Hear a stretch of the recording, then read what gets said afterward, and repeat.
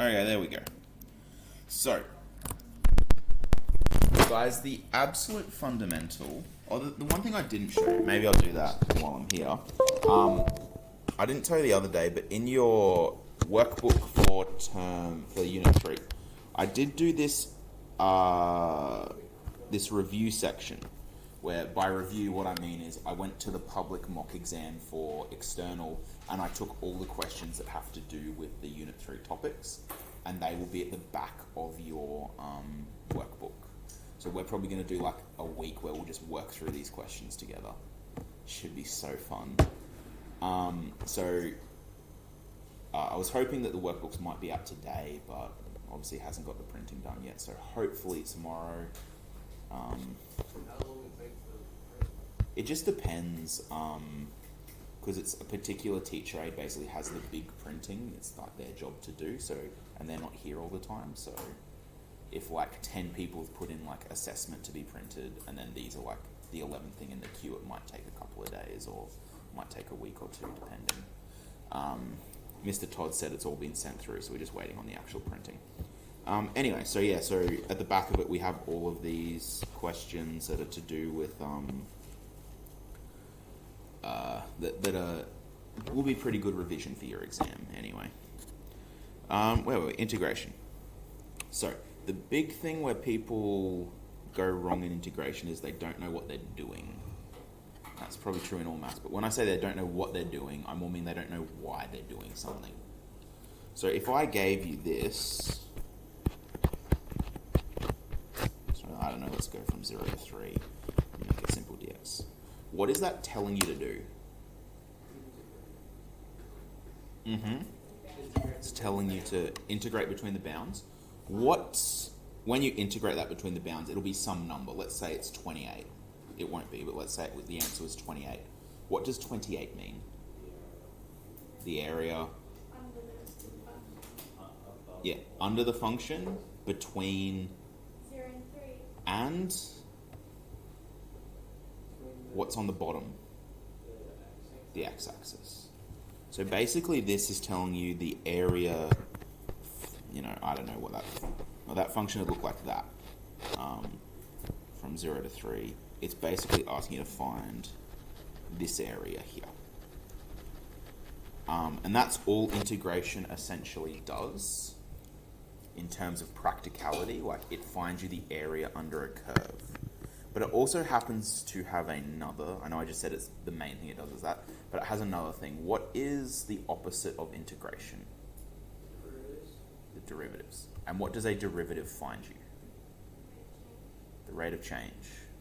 And you can sub in a particular point to find the instantaneous rate of change. So if I gave you this, d dx of 5x squared, let's just stick with it, equals, what am I asking you to do there?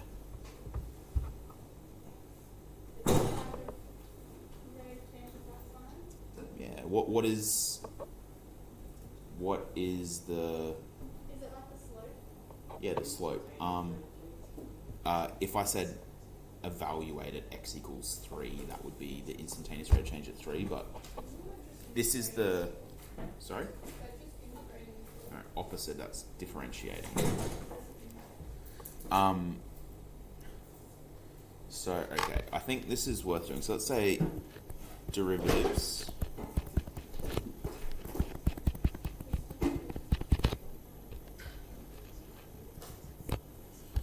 Derivatives. So derivatives, they give the tangent slope or the tangent function.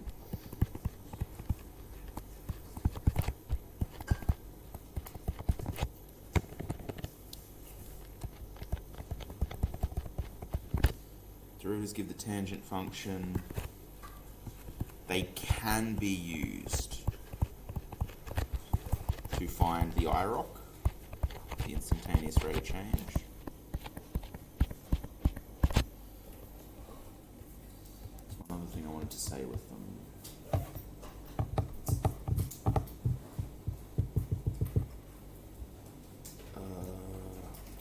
That'll cover it. So they can be used to find the tangent function. They can be used to find the instantaneous rate of change.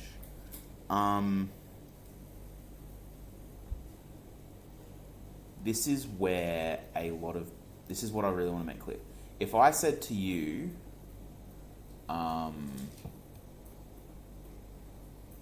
this is my function, find the derivative. I know this is kind of what we've already said, but the derivative of a function tells you the rate that the original function is changing at. Does that make sense? The derivative of a function tells you the rate the original function is changing.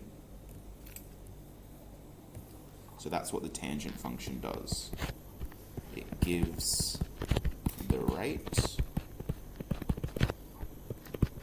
the original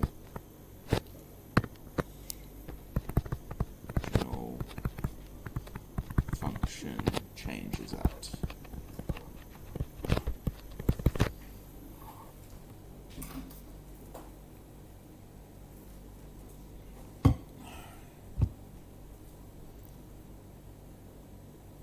So Mikhail, if I said, you know, the displacement of this particle is given by this function, find the derivative of that, what does that derivative tell you? If the original function is displacement? Distance. Yeah, so displacement is distance. So what, if you found the derivative of the distance function, what is that giving you? Just the rate that the distance function is changing. How quickly your distance for whatever that object is changing.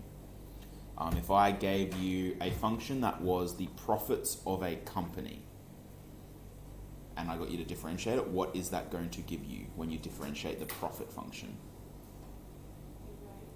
The rate that the profit is changing based on whatever your variable is. So your variable might be based on like time since opening. Yeah. So integration then. Does anyone remember what the name we gave integration was when we first did it? Antiderivatives. Antiderivatives. What does integration do? Area below. Yep. Yeah. Finds area under a curve.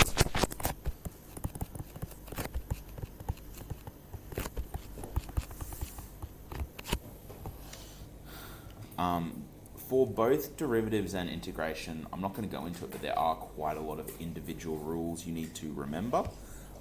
Just out of interest, I was having a look at your, formula sheet.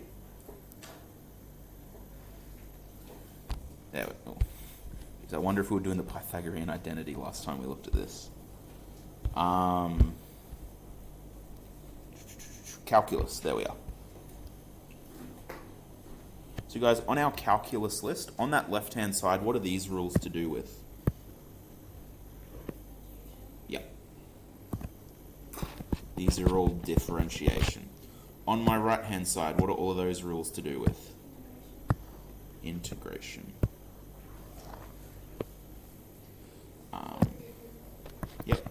Get given that on your thing. External. Are those all of Yeah. them? No. Most of them. It's not all of them.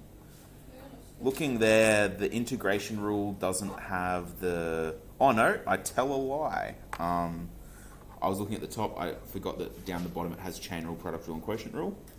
So down the bottom it has derivative chain rule, integration chain rule. So it does have that stuff.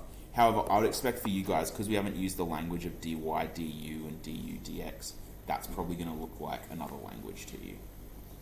So that one's probably not as helpful.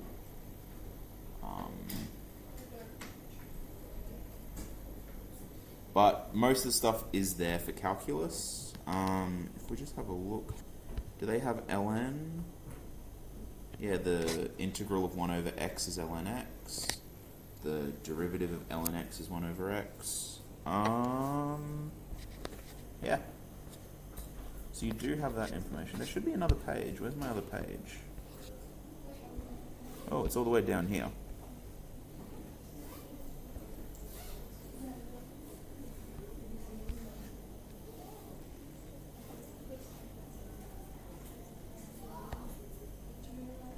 Okay. That's just gonna be over here. We haven't done these topics yet. This is next term. We've done those ones. And we've done these ones. Yep. So guys, next unit, so when you're saying, oh, can we just like smash out unit 4, these are just some of the things we need to learn about. And you can see that some of them are pretty involved. Okay. So, I think the best thing to do for integration would be to do some applications problem, because applications generally have all of the stuff that you need to know. So what we might do, I'll grab a textbook and we'll have a look at some problems. So you can grab your ones as well, guys, because we'll just work through a couple together and then I'll send you off to have a crack yourselves.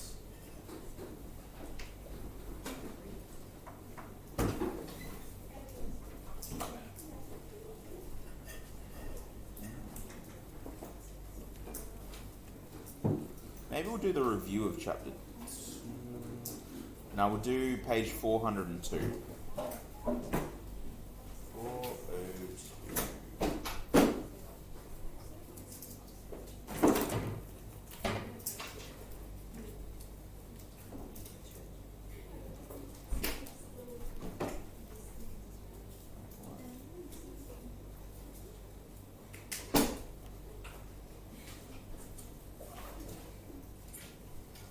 Wait, hold up. Maybe we haven't done that.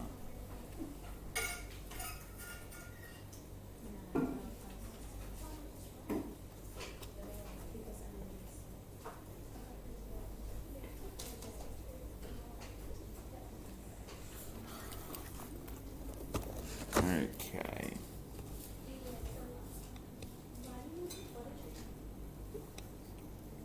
Okay, let's have a go at these ones. So let's start on page 406. So I have another lesson to work on. Negative. Yeah, the lessons. You get 3 in the syllabus conditions for the assignment. You get 3 hours of class time to work on Why it. do they make it so short?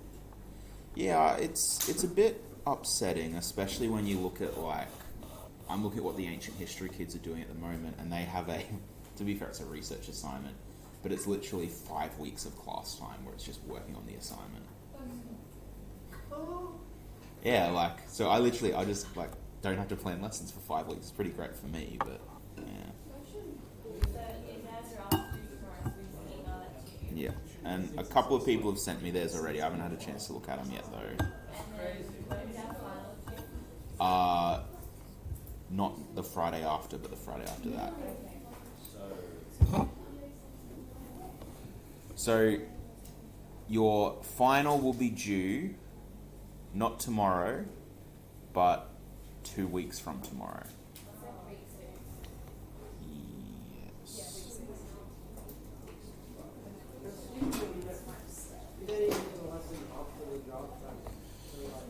Well, yeah.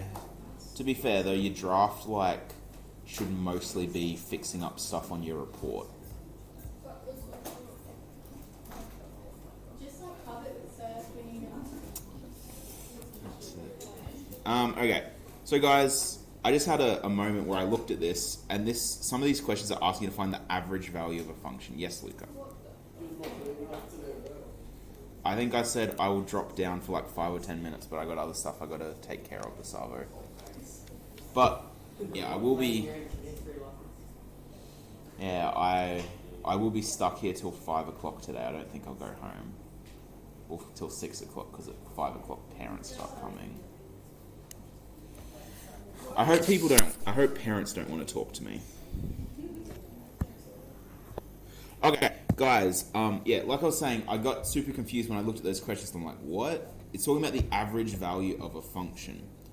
I don't believe this is something that is in your exam, from what I've looked at. I'll have to go back and check it, but I'm pretty sure it's not. But it is something that they ask us about. It's not in the syllabus, but for some reason they've chucked it in the textbook. It's not too difficult, so we'll just look at what the rule is. If I want you to find the average value of a function, the way you do that is you take your integral from a to b of your function f dx. And all you do is once you've integrated it, you times it by 1 over the upper bound minus the lower bound. That's all you do. Yes, you may. So the questions that we're going to look at, they ask you to find a average value. That's all. So 1a. So let's find the average value of each of these on the following intervals. We have f of x equals x outside of 2 minus x for x is between 0 and 2. The textbook really likes to say x is an element of the set 0, 2. I prefer writing it that way. That has a bit more continuity with what we're going to be doing in probability as well. So that's why I prefer doing it that way. Okay. So I've told you the way to find the average value of a function is that little thing up the top. We have our function fx. So what do you think we could do to find the average value of that function between 0 and 2?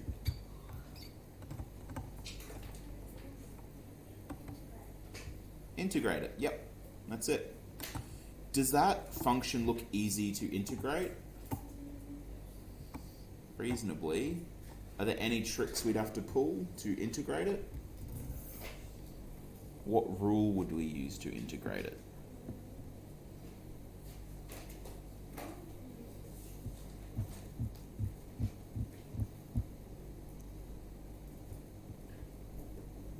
I'm looking at it and I'm seeing an x outside of the brackets. So I'm thinking of that, I'm going to have to do the reverse chain rule, which is kind of a pain. I don't like doing things that are a pain, so I'm going to make this easier to do. What could I do to make this easier to do? It's already factorized. Expand it. 2x minus x squared. Is 2x minus x squared hard to integrate? No, just integrate 2x, integrate x squared. Easy peasy lemon squeezy. So the average value is just going to equal 1 over my upper bound minus my lower bound. What's my upper bound, Tyler? Sorry, just a question. What do you mean by value? So you have your function. It's doing, you know, it's going all over the shop. What it is saying, if you're finding the average value, it's like, okay, what is the, between here and here, what's the average height of the function? Just turns out you can use integration to do it. So the average value, we do 1 minus the, 1 over upper bound minus lower bound. What's our upper bound? 2, lower bound, minus 0. Integral from 0 to 2 of 2x minus x squared dx. So that just becomes 1/2 of the integral there. If I integrate 2x, what do I get?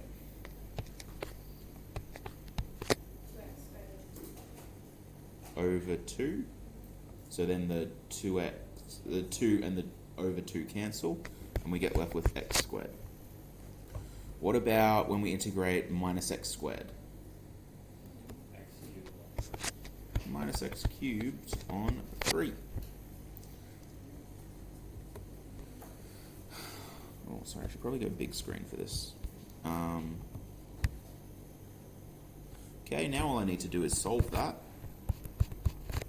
So we'll sub in our upper bound, 2 squared minus 2 cubed on 3. Sorry, that should be. Minus... do I need to do the minus? No.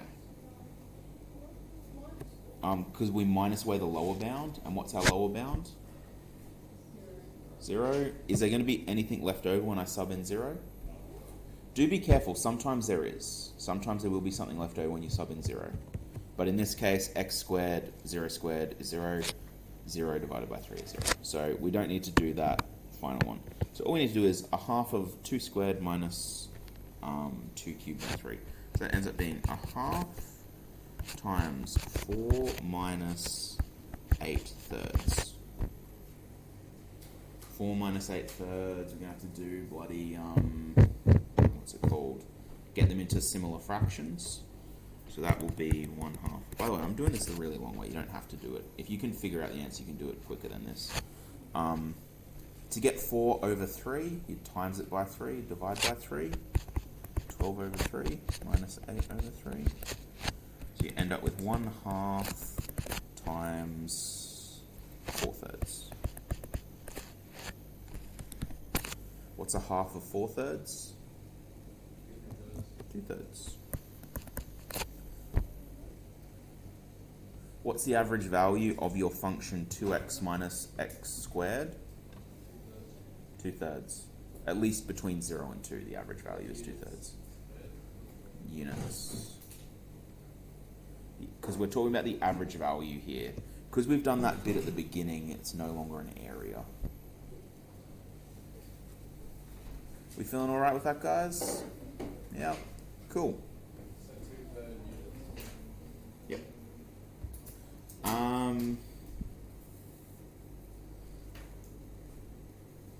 Let's do B together, and then I'm going to get you guys to do C and D. So let's do B. 1B. We've got f of x is equal to sine x. By the way, guys, you know what I've done here? I've shown you a new concept, and the concept is average value of a function. I have seen on exams before where they show you a new concept like that, but using maths you already know. So we already know how to do integration, and they've just showed us a version of it to do something else. It is not outside the realm of probability that on your external, they would say, you can find the average value or something similar by doing this, and then just expecting you to do it. All we're doing is we're doing integration. We're just putting it into that rule that it told us at the beginning. Anyway, so, and what's our bounds on this one? 0 and pi. So x is between 0 and pi. So the average value is going to equal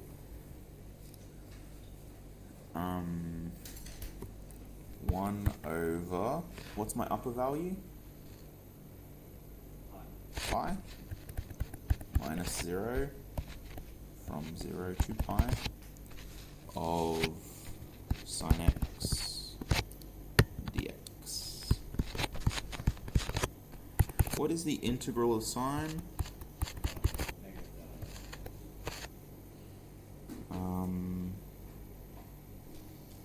Yeah, so it's negative cos. Will there be a 1 over a? What's a in this situation?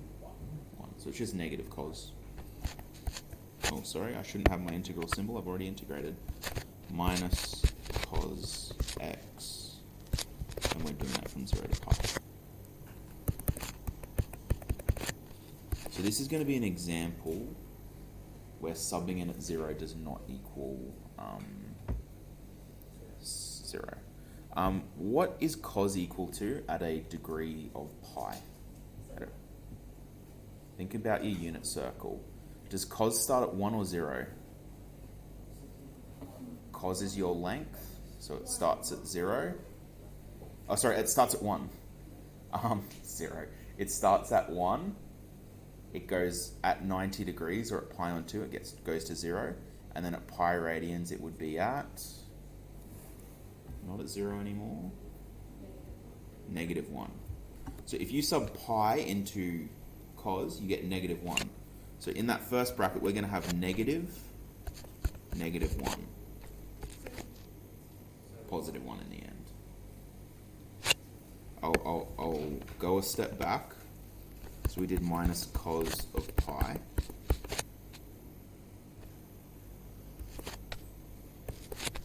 And now we're minusing away cos of 0.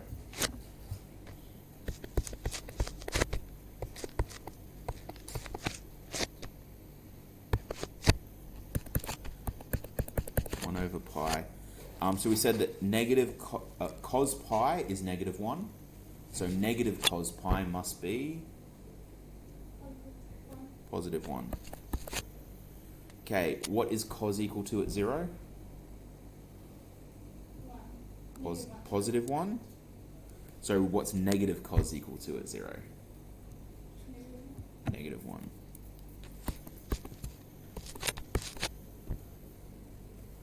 What's 1 minus negative 1? 2. So that becomes 1 over pi times 2.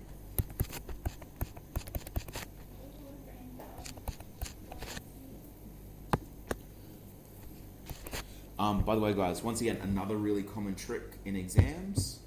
We did trigonometry last year, but it's still considered assumed knowledge. I can give you that problem on your tech-free paper because you can solve that without using a calculator. I would expect you to remember at the very least, cos of 0 is 1, cos of pi on 2 is 0, and cos of pi is negative 1. And the same thing for sine. Sine of 0 is 0, sine of pi on 2 is 1, and sine of pi is 0 again. Anyway, 1 over pi times 2 is what? Are we supposed to do that now, calculator? No, just simplify the fraction. Oh, okay. 2 on pi. That's it. Okay, ladies and gents, I'm going to get you guys to have a go at questions C and D. And we might do E together once you guys have done that one. That one I think we will end up needing our calculators for.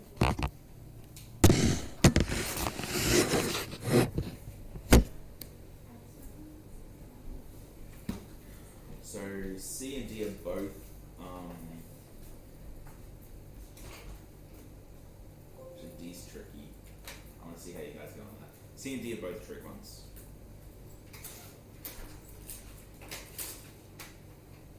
How was sailing, those of you that came in from Scotland?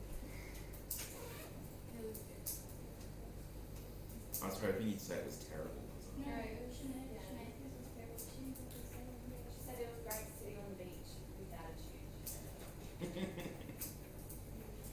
Does everyone not get to go every time?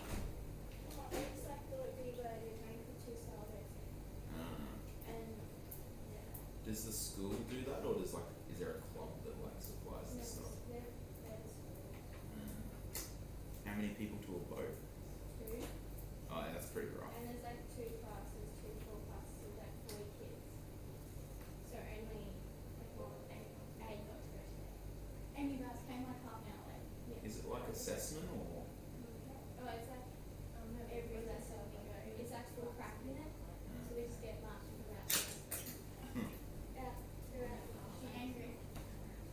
Yeah, I don't often see Sinead with attitude, but there's definitely some attitude today.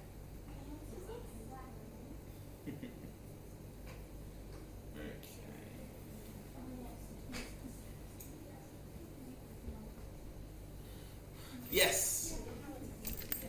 Oh, you don't have a textbook.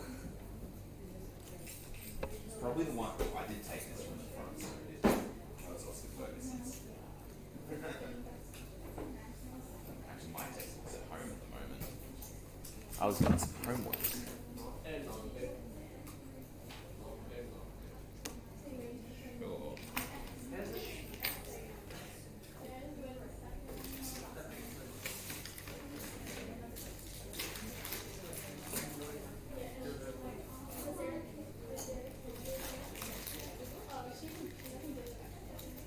Look at alley-oop me.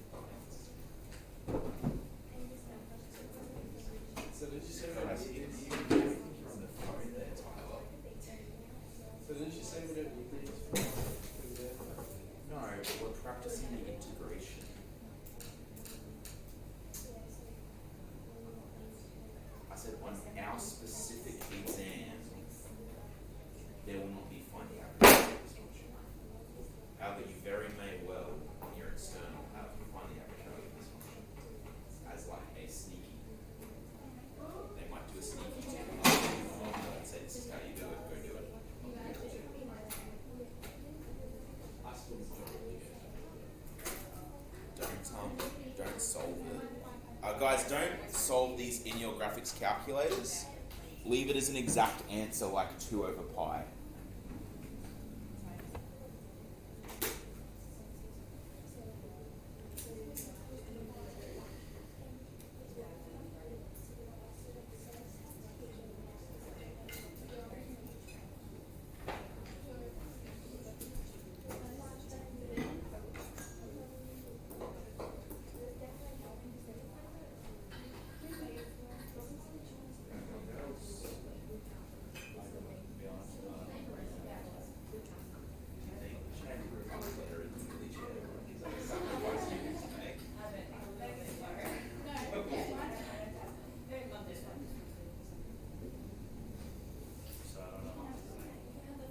Okay, what is cos equal to at final choose 90 degrees?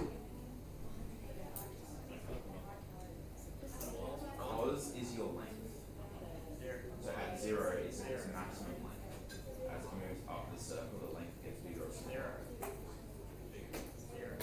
Small length is there now. Smaller. Then at 90 degrees, it's fully vertical, so there's no length.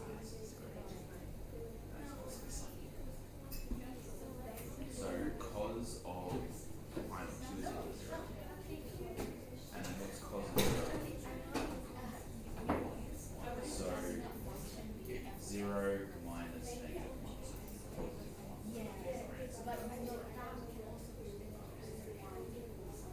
So that just ends up being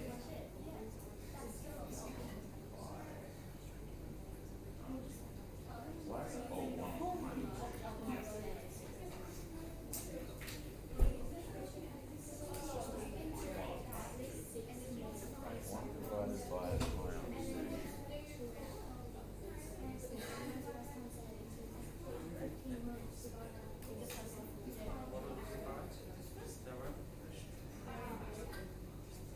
If you did the like 1 divided by 1 divided by pi on 2, that'd be 1 over 1. And then flip it, you turn it into multiply and flip it. So that would end up being 2 over pi. 1 on pi on 2 is the same thing as 2 on pi. If my maths is correct, which should sometimes is. Is Casey being judgmental? Isn't she always?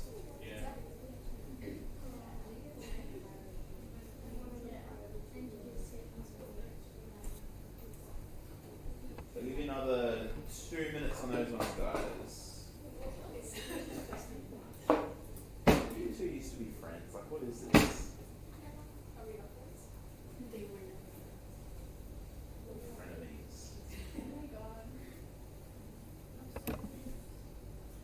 I think that's it.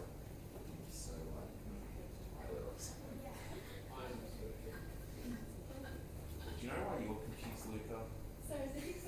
Yeah, no, gorilla. No, it's because your textbook's not open.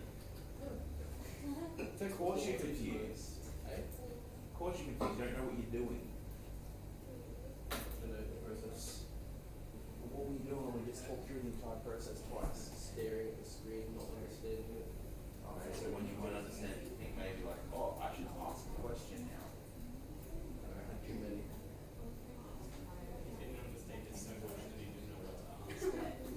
Casey, on which bit? Don't you dare say all of it. Yes.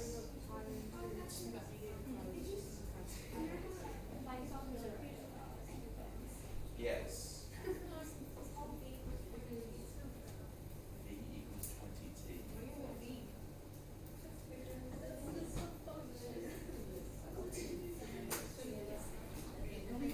Correct question, Casey. We did A and B. 1, 2, 3, and 4. Ignore Lena. Leading her astray.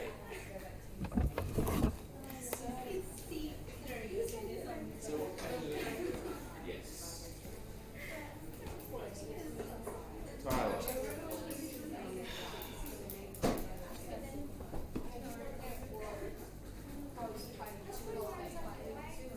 What's pi over 2 in shrinks?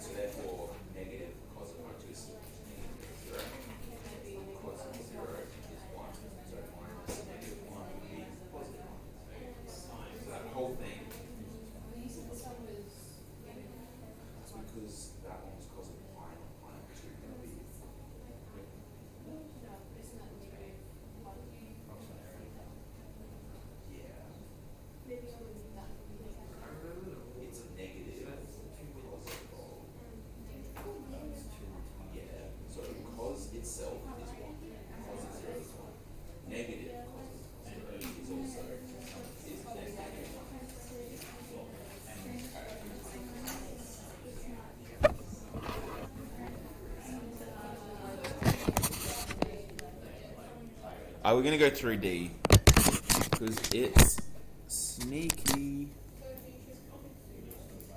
Can you, what? I think your answer should end up, the stuff in the brackets should just end up equaling to 1 if you've done it right. And then whatever the thing at the front was times 1. Oh, we're about to do D. What's the equation for D, ladies and gentlemen? Sine nx. Is it sine nx? 0 to 2 pi on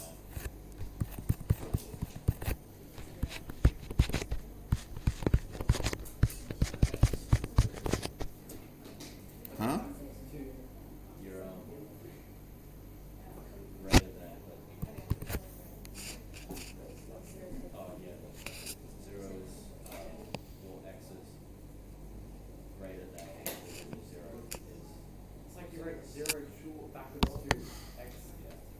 That's what makes Okay. So guys, for this one, we've got to find the average value, Luca, of this function. What straight away is an issue? N. N is going to be an issue.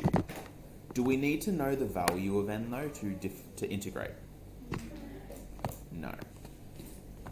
Because n is just, we know it's some number, so we're just going to treat it as if it was like a 3 or a 5 or an 18 or a 2.8. So the average value, what's our rule?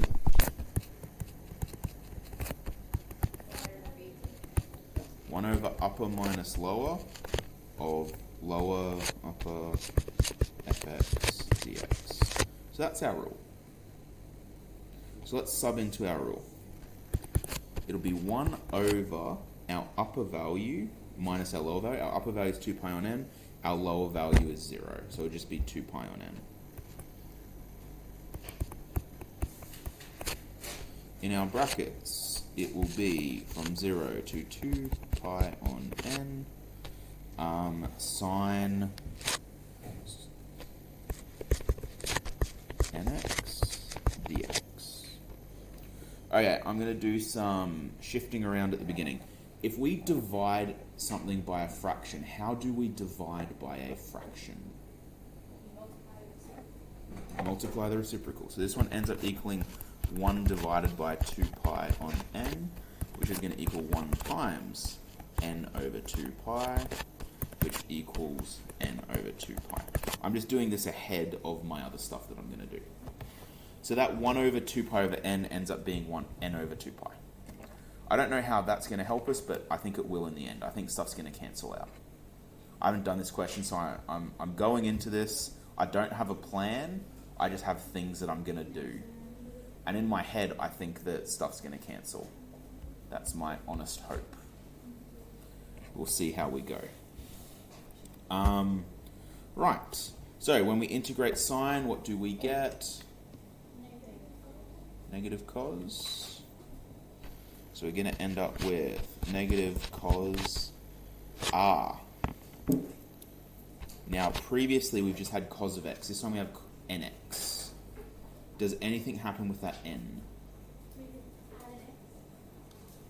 negative 1 over n. We always, when we do this, it has to be 1 over the coefficient of x. That's just our integration rule. So it'll be 1 over n cos nx, and we're evaluating that from 0 to 2 pi on n. Okay, next line, let's start subbing in. So we'll sub in our upper bound first.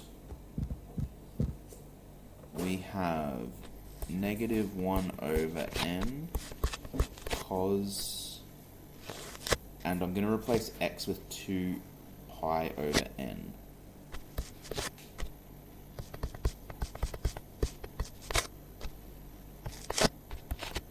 Straight away, what's going to happen in that where I've subbed in x, guys? The n's are going to cancel. That's handy. Times 2 pi. So it looks like a take because I've drawn it really small. It should say times. minus our second value subbing in the 0. Negative 1 over n cos of 0. I haven't bothered putting n times 0 because we all know anything times 0 is 0. Okay. So on the first bracket, we have negative 1 over n times cos. We said those n's cancelled. What's cos of 2 pi equal to? 1. So it'd be negative 1 over n times 1 minus. What's cos of 0 equal to?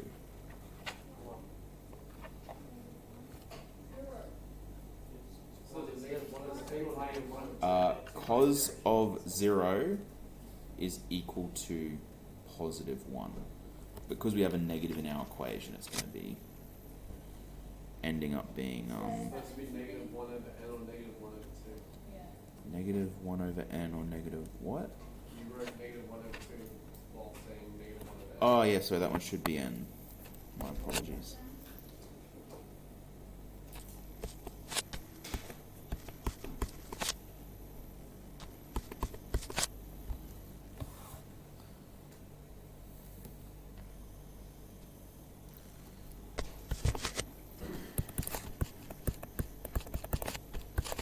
Okay, negative 1 over n times 1 is just negative 1, minus negative 1 over n becomes plus 1 over n.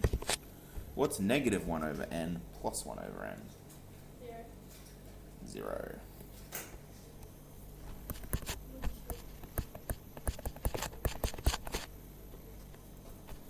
Equals 0. What's the average height of this function? 0. Does that make sense for a periodic function to have an average height of 0? Yeah. Yeah, you think about a periodic function, it does this all the time. So if you've done it for a full revolution, the average height will be 0. Works out. Now, mathematically, was this problem any harder than the other ones that we did? Yes. No. Just the fact that an n is in there makes it seem harder than it is. Everything else we did was exactly the same.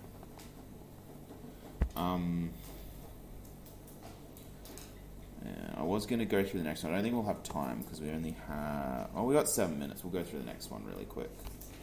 What's question E? We'll do it light speed. It should be easy because it's ease. f of x equals e to the x plus e to the negative x.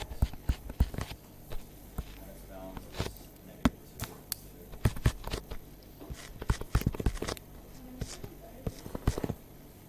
The E and then the brackets.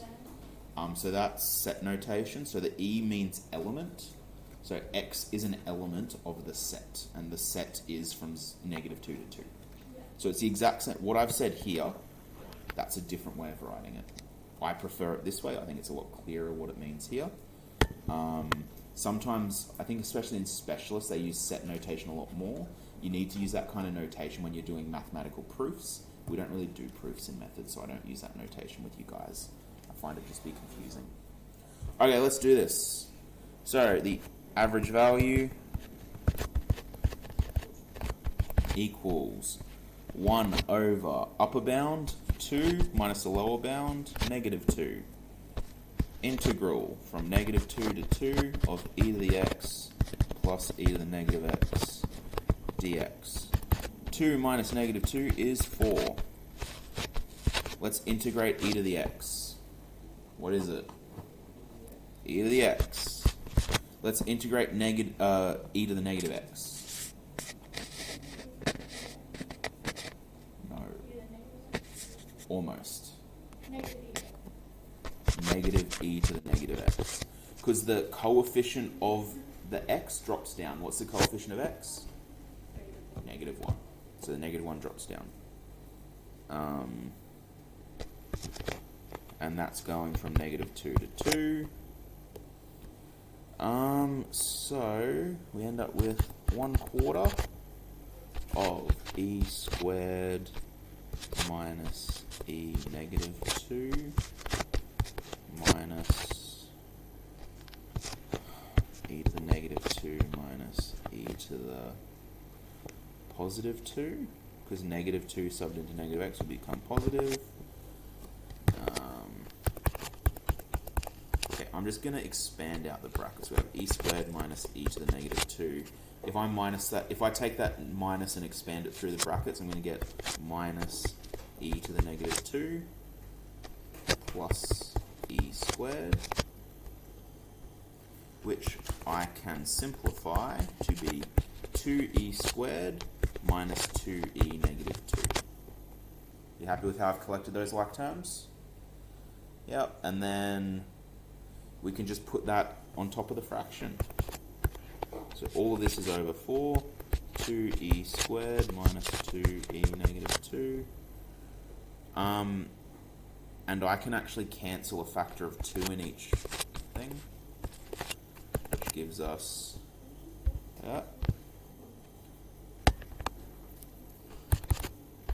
e squared minus e to the negative 2 over 2.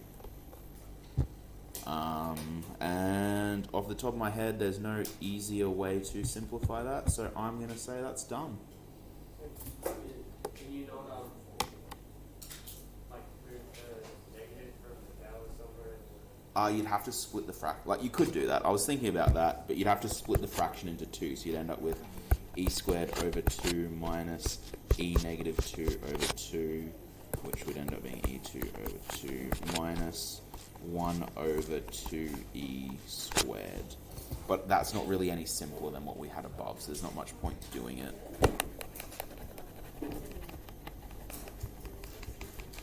Oh, I went to give you homework again, but you got that bloody assignment. Don't worry, I'll give you a mega homework for Monday. Yeah, but the draft's due. It's been done. You should be mostly done by then.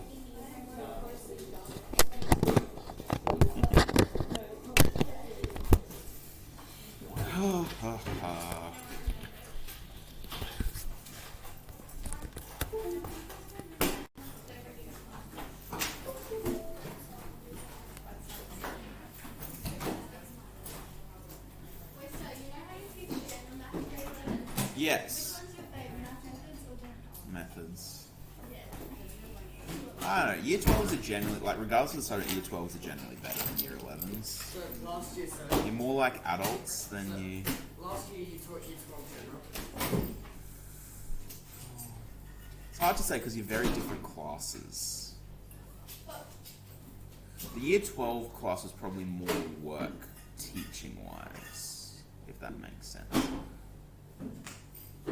Like, I don't know. Like, as a teacher, I'm more likely to walk out of a general class like feeling exhausted from like the teaching of it. Whereas I'm less likely for that to happen in methods. Is it because like you find what we learn more interesting? Partly, like they have some interesting topics too, like their stuff on networks is probably my favourite topic in all of maths. You guys missed out by not getting to that. There's some quite fun stuff you can do, but just in terms of like the people in general are more likely to be a little bit lazy, and then that makes my job hard. The more lazy students you have, or the off-task students, it just is a lot harder. Sorry. You should be. So tomorrow, guys.